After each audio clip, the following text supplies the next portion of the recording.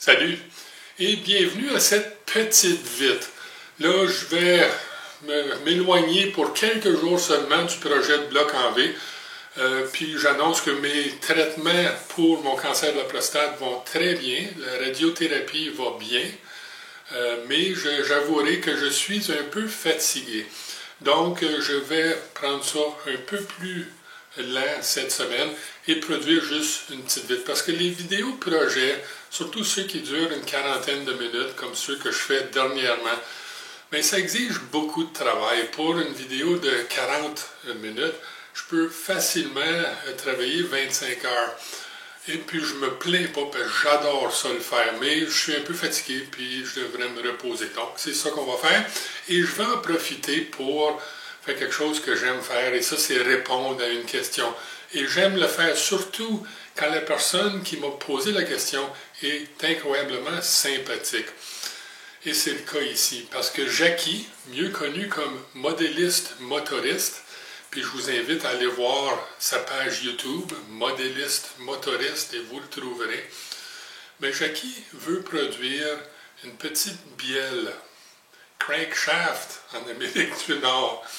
Une petite bielle vraiment très petite. Et il la produit de différentes façons, parce que ce qui est merveilleux avec ce que Jackie fait, et ce qui m'émerveille réellement, c'est la qualité de ce qu'il produit avec aucune formation officielle. Il a appris ce qu'il a fait par lui-même et c'est vraiment fantastique. Mais il veut produire une petite bielle et il l'a fait de quelques façons différentes et sans grand succès.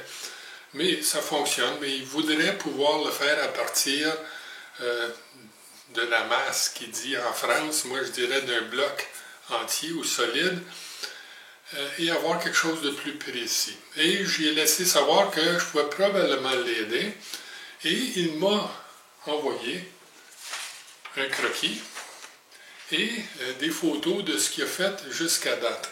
Donc, prenons quelques instants et regardons le croquis et ses photos. Commençons par regarder le croquis. On peut voir ici qu'on a une bielle qui est constituée de 3 lobes, ou si on aime mieux, un lobe principal de 8 mm de diamètre et de 2 lobes excentrés de 12 mm chaque. Là, ces lobes excentrés sont excentrés par 2 mm approximativement. Là, je dis 2 mm approximativement parce qu'ils sont excentrés en X et Y simultanément, donc pas vraiment 2 mm, on calculera ça tantôt. Donc, sachant que les lobes excentrés mesurent 12 mm de diamètre, on peut dire que cette bielle, elle est très petite. Jackie a essayé 2 méthodes distinctes pour produire cette bielle jusqu'ici. Et la première était de produire chaque lobe de façon indépendante et de les braser ensemble à la fin. Et comme on peut voir dans cette photo, ça a fonctionné. Mais ça demeure du tatillonnage. Et en réel perfectionniste qu'il est, Jackie préférerait une méthode un peu plus prévisible.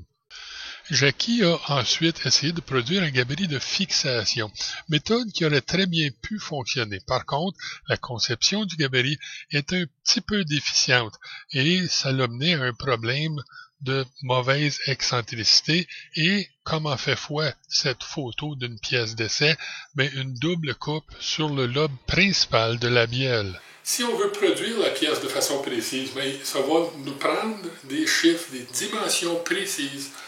Et Jackie a annoté ou coté le dessin avec juste assez d'informations pour pouvoir le faire. Et c'est comme ça que ça devrait être. On ne veut pas d'informations superflues sur un croquis.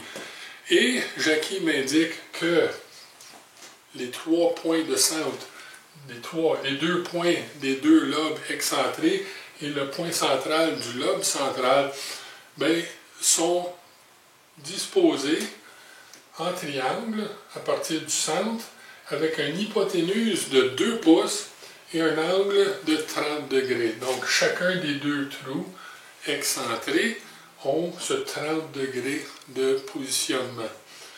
Et avec sinus, je peux calculer le côté opposé du petit triangle juste en disant sinus 30 degrés égale opposé que je ne connais pas, là encore, je l'ai déjà calculé, mais ça va être x sur hypoténuse qui est 2.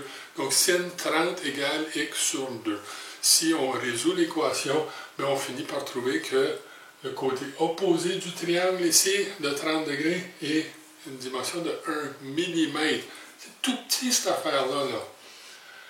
Et que le côté adjacent, que je peux le résoudre avec cosinus. Là, cosinus 30 degrés égale adjacent sur hypoténuse, donc x sur 2, cosinus 30 degrés. Si je résous ce problème-là, je me ramasse avec un côté adjacent de 1,73 mm. Ça me donne des positions. Et le truc ici, c'est de tracer et de positionner des trous de centre sur chaque côté de la pièce. Parce que dans le premier exemple, ici, on va regarder comment le faire entre pointes. Donc, je vais avoir besoin de trous de centre sur chaque extrémité de ma pièce brute. Comment le faire de façon précise, sans perdre mes références? Et c'est ce qui donne beaucoup de troubles à beaucoup de monde. Mais ici, j'exagère. J'ai dessiné en noir ma pièce brute, qui est beaucoup plus gros que ce que j'aurais besoin normalement. Mais ce qui est important à noter, c'est que j'ai usiné un plat sur le bas de cette tige-là, ou cette barre-là. Un plat que je peux asseoir sur le marbre. Il n'est pas obligé d'être gros comme ça, mais ça prend un plat qui peut être stable. Je repose la pièce sur le marbre et avec mon trusquet à vernis, je peux venir tracer une ligne au centre du lobe rouge. Et ensuite, tracer une ligne qui passe à travers les deux centres des lobes excentrés. Puis là, ça me donne juste un plan. Ensuite, je peux tourner la barre, mais avant ça, je m'assure d'aller tracer les lignes sur l'autre côté. Je n'ai qu'à tourner la barre, le plat reste contre le marbre, donc je ne perds aucune précision. Et ensuite, je tourne le bloc sur son côté, la barre, et je la cote sur un équerre de blocage. Ça me donne mon plan vertical, et je peux tracer ma ligne pour le centre, et une ligne pour chaque lobe excentré, 1,73 mm. Ça me donne mes trois positions précises sur chaque extrémité, orientées parfaitement un par rapport à l'autre. Maintenant, tout ce qui reste à faire à ce moment-là, c'est d'aller avec un poinçon de traçage, un poinçon à centrer et un petit marteau, et Dieu sait, une loupe, parce que ceci est petit et je veux que ce soit précis. Je peux aller poinçonner et ensuite, éventuellement, passer à la perceuse pour produire 3 trous de centre sur chaque extrémité. Bon, on vient juste de voir l'exemple où on va tenir la pièce entre pointes en usinant un plat pour tracer nos lignes. On accote ou on appuie le plat contre la plaque de surface et on trace dans un plan. Ensuite, on va contre un équerre de blocage et on trace dans l'autre plan sur chaque extrémité de la pièce. On poinçonne attentivement, on produit des trous de centre et on peut tenir la pièce entre pointes de façon précise. Ça, c'est une façon, mais il y a une autre façon de faire la même chose. Et ça, c'est de produire sans le plat sur la pièce. Et pour ça, j'aurais besoin d'un étau indexable, quelque chose de précis, comme on voit ici. Là, ma pièce est montée dans l'étau et je peux, telle qu'elle est orientée, tracer mes lignes dans un plan et ensuite indexer l'étau, puisqu'il est précis, et venir tracer mes lignes dans le second plan. Et pas avoir l'obligation de produire un méplat ou un plat. Parfait. Mais pourquoi j'ai montré la première technique, si on peut le mettre? Ce n'est pas tout le monde qui a un étau indexable de précision. Première chose. Et deuxième chose, cette technique-ci, celle avec l'étau, elle est irréversible. Une fois que j'ai sorti la pièce de l'étau, je ne peux plus revenir retracer ou vérifier mes lignes parce que j'aurais perdu mon orientation en rotation. Avec le plat sur la pièce brute, je peux toujours revenir au point de départ et vérifier ou changer quelque chose. Donc, des plus et des moins de chaque côté, plus long parce qu'il faut produire un plat plus vite, mais irréversible. Et les deux mènent aux mêmes situations, percer des trous de centre, tenir entre pointes. Là, il y a une autre façon de faire ça simplement. Et ça va être en produisant des trous sur une extrémité, mais pas des trous de centre. Et pour voir ça, on va aller à la fraiseuse. Il est évident que sur la fraiseuse ici, et voici un film qui nous parle de positionnement précis de trous sur fraiseuse quand on n'a pas de lecteur digital. Et c'est mon cas ici. Mais si vous avez un lecteur digital, c'est doublement simple. Mais sur une fraiseuse, on peut positionner nos trous de façon très précise. Et on pourrait faire la première méthode de produire des trous sur chaque extrémité sur la fraiseuse, avec le méplat ou avec une pièce carrée. Je pourrais tenir ma pièce, faire les 3 trous sur un bout, tourner la pièce de bord sans la faire de rotation et refaire le même pattern ou patron de trous sur la deuxième extrémité. Et ça fonctionnerait très bien. Pièce carrée ou pièce ronde avec un méplat, ça va fonctionner. Et ça serait probablement un petit peu plus prévisible que la première méthode. En tout cas, on aurait besoin de moins de doigté de positionner nos trous de façon très précise. Bon, ça c'est une méthode. Mais on peut utiliser la fraiseuse aussi pour produire des trous sur seulement une extrémité et ne pas produire des trous de centre pour pouvoir tenir la pièce dans un mandrin 4 mâchoires et pouvoir l'aligner précisément pour chacun des lobes avec un petit truc. Et ça va être de produire 3 trous sur une extrémité d'une pièce carrée. Bien important ici que ce soit une pièce de section carrée, parce que je vais vouloir le mettre en 4 mâchoires puis le désaxer, puis les pièces rondes qu'on désaxe beaucoup dans un 4 mâchoires, ça va pas bien, parce qu'évidemment, il y a 2 mâchoires qui essayent de tenir une pièce qui est ronde, qui essayent de glisser entre les mâchoires. Ça fonctionne juste mal. Une pièce carrée, surtout avec des cales qui protègent la pièce, mais on peut facilement la faire glisser dans les mâchoires en autant qu'ils ne sont pas trop serrés, et à la toute fin, juste donner un petit serrage final. Donc, une pièce carrée pour cette deuxième méthode, et on va percer nos 3 trous sur une extrémité de la pièce. Mais ce ne sont pas des trous de centre, on va percer des trous parallèles précis. Pour cet exemple-ci, qui est miniature, ça va être des trous précis de 1,5 mm. Ils devront être alésés parce qu'on va insérer dans ces trous-là un goujon. Là, je ne veux pas un goujon qui coince dans le trou, je veux un goujon qui s'ajuste bien au trou, mais que je puisse retirer facilement. Parce que ce qu'on va faire, c'est qu'on va produire 3 trous précis sur le bout de la pièce. On va ensuite aller autour. On va monter la pièce avec le côté, avec les 3 trous à l'extérieur du mandrin à 3 mâchoires. Et on va insérer une pine. Je suggérais de commencer par le lobe central. Donc, une pine, un goujon, dans ce trou-là. Et ensuite, ajuster le mandrin à 4 mâchoires avec un comparateur à cadran très précis pour venir indiquer, positionner le goujon sur l'axe central du tour. Excusez. Là, je vais mettre mon comparateur tout près de l'intersection entre la surface de la pièce et le début du goujon. Je ne veux pas indiquer le bout du goujon parce qu'il pourrait avoir un petit peu d'avoiement là. Okay? Fait que le plus proche de la surface de la pièce possible, on l'indique à 0. Et ça va nous mettre l'axe au bon endroit pour le premier lobe. Après ça, tout ce qu'on a à faire, c'est enlever le goujon, le mettre dans le trou pour le deuxième lobe et tourner le deuxième lobe. Et refaire le même exercice pour le troisième. Et je vais avoir une pièce qui est précise. Il faut juste que je fasse attention pour le battement, mais si notre pièce est bien à côté, dans les mâchoires, je devrais être pas mal plan ou parallèle à l'axe de rotation. Ceci dit, cette méthode, elle est précise. Mais encore une fois, pourquoi qu'on va la faire? Parce qu'on a regardé une méthode entre-pointes, puis la méthode entre-pointes semblait un peu plus compliquée. Okay? Il fallait faire des trous sur chaque bout, il fallait s'assurer qu'on était dans le même plan.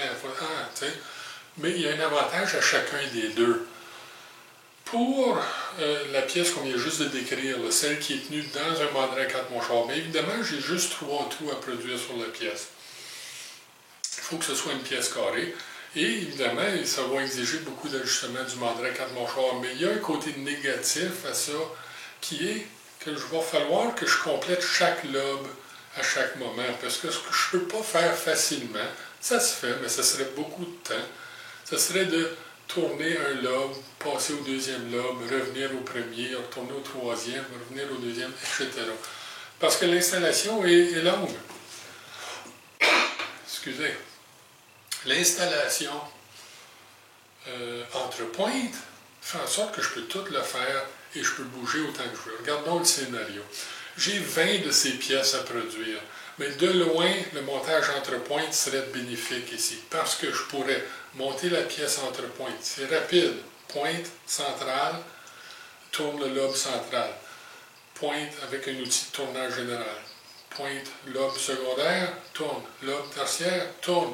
Je n'ai pas changé d'outil, j'ai tourné le diamètre extérieur et surfacé chacun des lobes. Et très rapidement. Bon, ben, ça c'est merveilleux. Je peux ensuite revenir, changer d'outil et rainurer le premier lobe excentré et ensuite le deuxième lobe excentré. Et ma pièce serait pas mal complétée avec un seul changement d'outil. Là, si j'avais 20 pièces à faire, je pourrais tourner toutes mes pièces. Puis ensuite, rainurer toutes mes pièces. Encore juste un changement d'outil, toutes mes pièces seraient complétées. C'est très avantageux, parce que quand on tient entre pointes, la pièce revient toujours concentrique. Je n'ai pas besoin de me battre avec un ajustement. À moins que je désaxe la poupée mobile, bien, puis il n'y a pas de raison de le faire ici, ma pièce va toujours revenir concentrique. Donc, un gros avantage, énorme avantage. Quand j'ai juste une pièce à produire, puis faire des changements d'outils, ça ne m'énerve pas trop, bien, utiliser la pièce carrée, 3 trous précis, avec un goujon pour indiquer l'axe central de chacun des lobes, bien, je tournerai le premier lobe. Ensuite, je passerai au tournage du deuxième lobe après l'ajustement du centrage, et je changerai mon outil pour mon outil à rainurer, et je rainurerai le deuxième lobe. Ensuite, je passerai au troisième lobe avec l'outil de tournage, donc un changement d'outil, et finalement un autre changement d'outil pour rainurer le troisième lobe. Là, ça serait plus long, surtout puisque entre le premier et le deuxième lobe excentré, je perdrais mes références. Si j'utilisais entre pointes, je pourrais tourner mon premier lobe, laisser l'outil où il se situe, et si je n'ai pas trop de matière à enlever, juste tourner le deuxième lobe au même diamètre sans ajustement transversal. Non. Il y a des avantages et des désavantages pour chacun des deux méthodes. Une autre façon de le faire, si on se pense bon, puis si on est courageux surtout, et ça, ce serait de désaxer le mandrin à 4 mâchoires d'après les chiffres, sans qu'il y ait de traçage ou de trou produit. Bon, j'ai une pièce de section carrée, j'ai mon comparateur monté légèrement en contact avec la pièce à 0, avec mon jeu repris dans cette direction-là, et je peux voir que le point bas de cette surface-là est sur 0. Donc je peux m'enlever, tourner 180 degrés, revenir. Là, je peux débarquer et revenir parce que j'y touche à peine. Et je constate ici que je suis encore sur 0. Donc ces deux côtés-là sont égales et donc centrés dans ce sens-là. Je débarque, je reviens, 90 degrés, et je reviens ici pour vérifier que oui, la troisième surface est à 0 également. Si 3 surfaces d'une pièce carrée sont sur le même 0, bien le quatrième est sur 0 également. Je n'ai pas besoin de le vérifier. Et maintenant, ce que je veux faire, c'est désaxer ma pièce par 100 millièmes de pouce. Bon, ma pièce est centrée, je suis en contact avec mon cadran, je suis à 0, très léger contact ici, ça c'est important. Je suis sur 0, sur le point bas de la surface. Je peux donc maintenant m'enlever et avancer par 100 millièmes de pouce. Mais avant ça, je me suis assuré que le jeu était repris sur mon côté. C'est ce que je veux. Et j'ai placé mon collier micrométrique à 0. Là, sur mon tour, l'axe transversal coupe sur le rayon. Et ça veut dire que si j'avance 0,1 pouce sur mon collier, l'outil va réellement avancer 0,1 pouce. Par contre, si votre machine coupe sur le diamètre, il va falloir doubler la quantité. Donc, pour avancer 100 millièmes, il va falloir déplacer le cadran ici par 200 millièmes. Attention à ça. Donc, on va se retirer de là, puis on va faire ces opérations-là.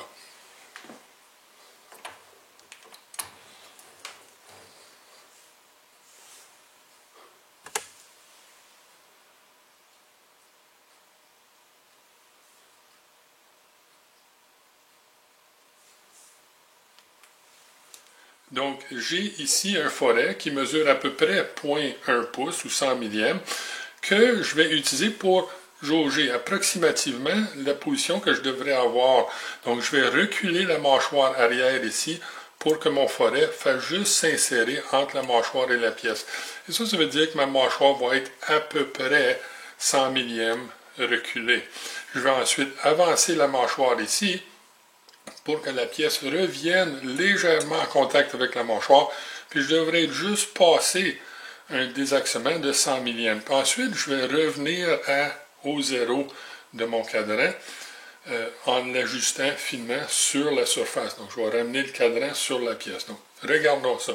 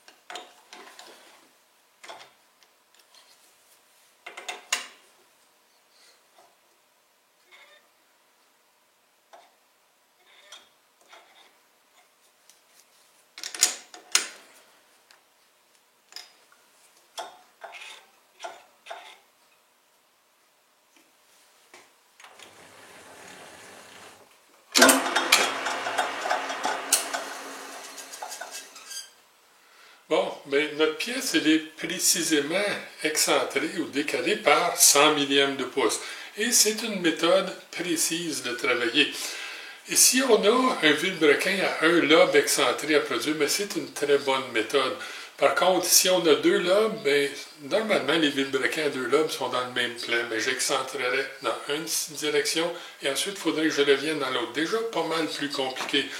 Mais dans l'exemple qu'on a ici, chacun des lobes excentrés est décalé dans deux plans différents, ce qui rend la chose très complexe. Donc, je ne recommanderais pas d'utiliser cette méthode-là pour l'exemple de Jackie.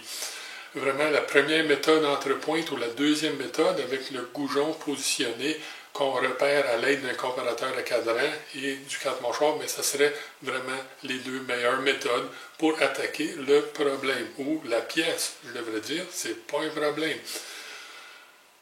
Là, Jackie, j'espère que ça va t'aider, et si ça t'aide et tu réussis à produire tes pièces comme tu le désires, ben, j'adorerais recevoir quelques photos pour voir comment ça a été. Et pour tout le monde, ben, amusez-vous, soyez prudents, c'est tellement important. Et bon usinage!